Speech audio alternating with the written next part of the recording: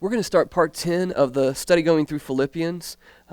Yesterday we looked at this idea that through persecution and through tribulations and trials that the gospel is advanced. And Paul was a witness of this, and he showed how this worked. And one of the ways that we saw that is in Paul's life, that when he went through persecution and trials, that he recognized God's sufficiency and also God's sovereignty. And so when we go through trials, we go through persecution, we see that God is both sovereign and sufficient. Well, how else do we see this? Well, let's look at Philippians 1, 12 through 14 again. It says, I want you to know, brothers, that what has happened to me has really served to advance the gospel. So how did it advance the gospel? He continues on, so that it has become known throughout the whole imperial guard and to all the rest that my imprisonment is for Christ. And most of the brothers, having become confident in the Lord in my imprisonment, are much more bold to speak the word without fear. So the first thing we saw is that it reminds us of God's sovereignty and sufficiency. But the other thing that we see is that when we go through troubles and trials and tribulation and persecution, what it does is it amplifies our direct testimony and it makes our indirect testimony reach further. Look at what he says. He says, so that it has become known throughout the whole imperial guard. This is Paul's direct witness. He's actually handcuffed or chained to an imperial guard. These are the royal guards. The same guards that would have been protecting the emperor are having to be on house arrest with Paul. And they're with him 4 hours at a time. What a great chance to witness to these Roman soldiers. 4 hours being chained. I can't imagine how much I would get to witness to you guys if you had to be cuffed to me for 4 hours.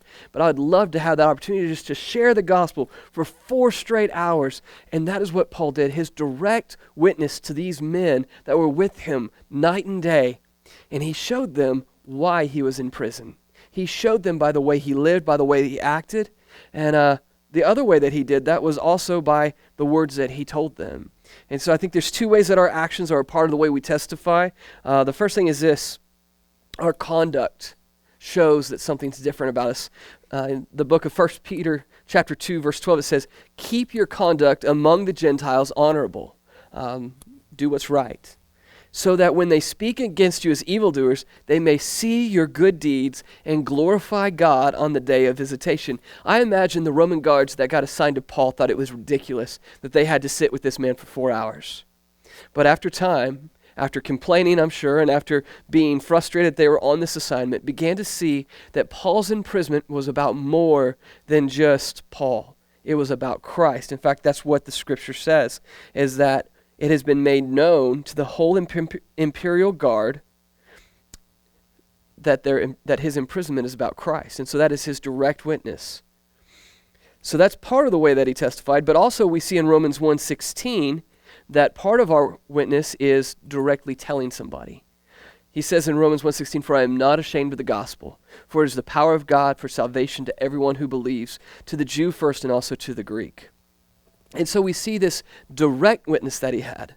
But it also says that it wasn't just the imperial guards who heard his testimony. It wasn't just the imperial guards who he was not ashamed of the gospel in front of, but it was also those, as it says here, and all the rest. All the rest.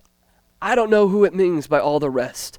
More than likely, it's talking about the other guards. So he had imperial guards that were directly chained to him.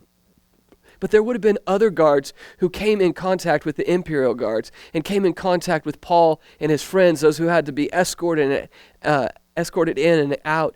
And eventually, it wasn't just those that were directly linked to Paul who heard the good news of the gospel. It was also those who were around him.